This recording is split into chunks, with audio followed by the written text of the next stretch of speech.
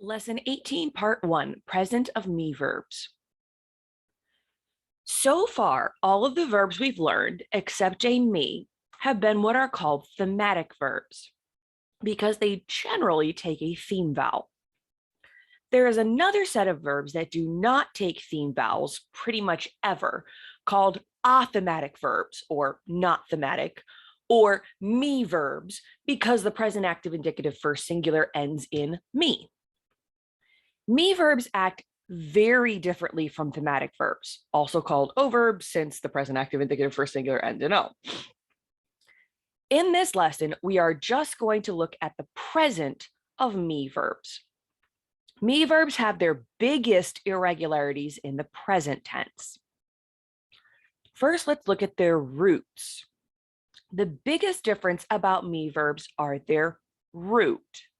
Now, there is a big difference between a verb's stem and its root. Each Greek verb has 6 stems, but only 1 root.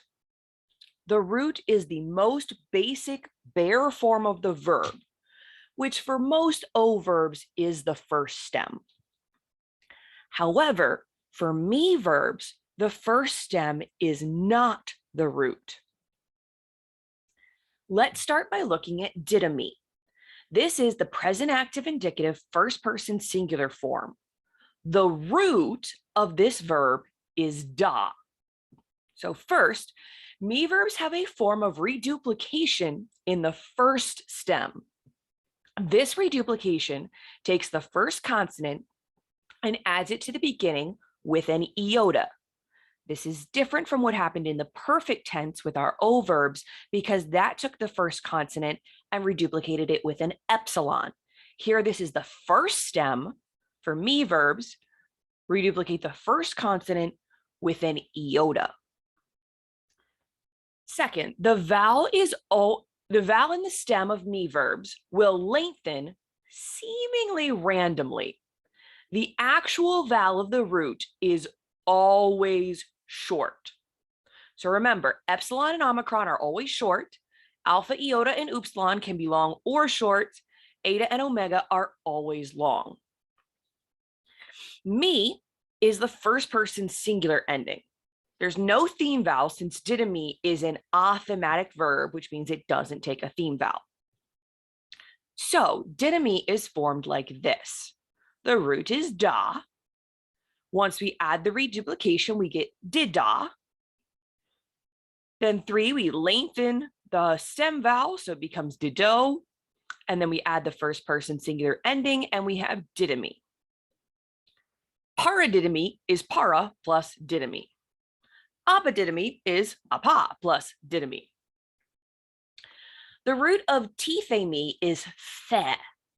The theta becomes a tau in reduplication. So epitithemi is epi plus tithemi. The root of histemi is sta, and only the first consonant reduplicates. And because that's a sigma, the sigma drops out and becomes a rough breathing. We've seen sigmas do weird things before. So anistemi is anaistemi. Paristemi is para plus histemi. Now, the root of aphiemi and suniemi is epsilon. The af and the sun are prepositional prefixes, leaving iemi as the stem. Technically, the root is se, which reduplicates to sise, but the first sigma drops out because there are 2 syllables in a row that start with the sigma, and the second sigma drops out because it's between vowels. So for all practical purposes, we're going to say that the root is epsilon, though technically it is sigma epsilon.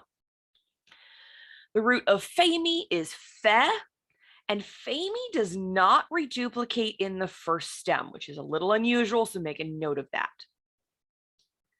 We have a slight variation of me verbs called Nume verbs. There are some verbs that take an extra nu in the first stem, but not the other stems.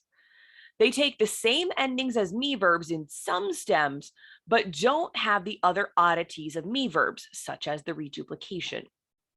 They are dactymy, omnumy, and apalumi. The nu becomes a lambda because it's next to the other lambda. So that's right here. We would have expected it to be apalnumi, but then that nu there changed into a second lambda.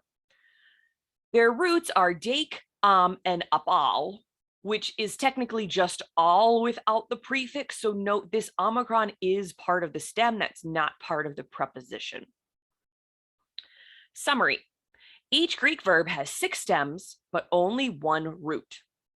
Learn the roots. Didemi, da, tithemi, the, histemi, sta, iemi, e, femi, fe, dakenumi, dake. That's misspelled. There shouldn't be a nu right there. Amnumi, alumi, al. The first stem of me verbs is formed by reduplicating the first consonant of the root with any iota.